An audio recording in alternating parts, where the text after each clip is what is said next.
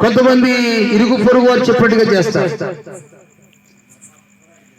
ఈ రాత్రి పరిశుద్ధాత్మ దేవుడు మనతో మాట్లాడుతున్నాడు. ఇక్కడున్న రెడ్డి గారు ఏమంటే తెలుసుగా మీ అందరికీ, మీ ఊరు అయినగా మనం ప్రార్థన చేసాం. వెళ్ళి షుగర్ రోగంతో బాధపడుతూ తట్టుకోలేక కూలిపోతూ అల్లాడిపోతుంది. వడ్డీకి ఇచ్చిన డబ్బులు ఏమైపోయినా అంటున్నారు కొంతమంది.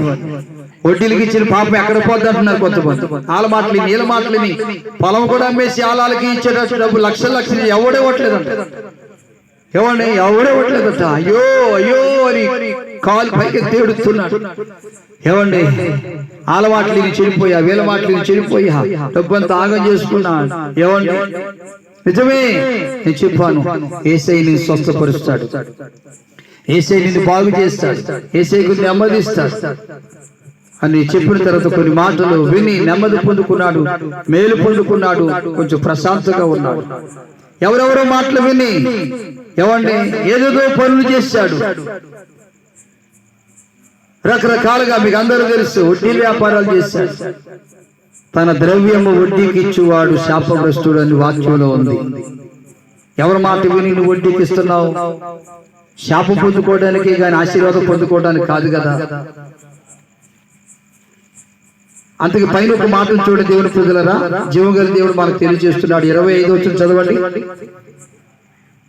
దయగల వారి ఎడల నీవు దయ చూపెదవు, యథార్థవంతుల ఎడల యథార్థవంతుడుగా నుండు. దయగల వారి ఎడల నీవు దయ చూపెదవు. ఎవరైనా బాధలు ఉన్నప్పుడు గాని, ఎవరైనా కష్టంలో ఉన్నప్పుడు గాని, ఎవరైనా శ్రమలో ఉన్నప్పుడు గాని, ఎవరైనా ఇబ్బందులు ఉన్నప్పుడు గాని 10,000 ఇస్తాను, 100కి 10 రూపాయలు అంటావా? 100కి 10 రూపాయలను వడ్డీకి ఇస్తావా? అది దయగలిగిన వారు చేసే పైన కాదు. వారు కష్టాలు ఉన్నప్పుడు, శ్రమలు ఉన్నప్పుడు, బాధలు ఉన్నప్పుడు ప్రేమతోనే అప్పుగా ఇవి 10,000 రూపాయలు, అది దయతో చేసిన పని. అలాంటి నువ్వు దయ చూపినప్పుడు దేవుడు మీ ఎడలా దయ చూపుతాడు, దయ చూపుతాడు. ఏమండి ఇప్పుడు ఆయన వడ్డీలకి తిప్పాడు తిరిగాడు. ఇప్పుడు షుగర్ రోగం వచ్చింది. ఏమండి వడ్డీలతో సంపాదించిన డబ్బు ఆ షుగర్ రోగం వచ్చుతున్నటువంటి బాధను తొలగిస్తుందా? ఆ శ్రమను తొలగిస్తుందా? ఏది బాధను తొలగించేది చెప్పండి? బాధను తొలగించేది అది 119 కీర్తన 50 చరణం చదవండి. బాధను తొలగించేది డబ్బా, బంగారమా, ఐశ్వర్యమా కాదు. చూడండి దేవుని ప్రజలరా, 119 కీర్తన 50 చరణం. నీ వాక్యము నన్ను బ్రతికించెను, నా బాధలో ఇదే నాకు నెమ్మది. ఏదంటే నెమ్మది కలిగించేది దేవుని వాక్యం. దేవుని వాక్యానికి లోబడితే, దేవుని వాక్యానికి నువ్వు విధేయత చూపితే నీ బాధ వచ్చినప్పుడు నెమ్మదిచ్చేది వాక్యం.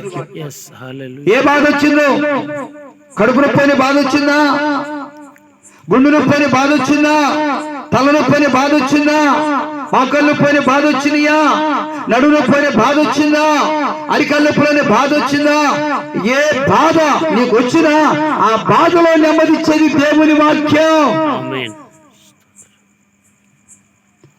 బాధ వస్తున్నప్పుడు దేవుని వాక్యాన్ని చదవండి, బాధ వస్తున్నప్పుడు దేవుని వాక్యాన్ని వినండి, బాధ వస్తున్నప్పుడు దైవ సేవకులు నోటు వచ్చుతున్న మాటలు వినండి. ఆ మాటలు మీకు ఏమిస్తట?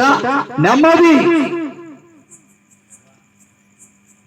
దేవుని మాట ద్వారా ఈ ఆరిపోతున్న దీపం వెలిగించబడుతుందని నమ్మకంతో వచ్చాడు యాయీరు.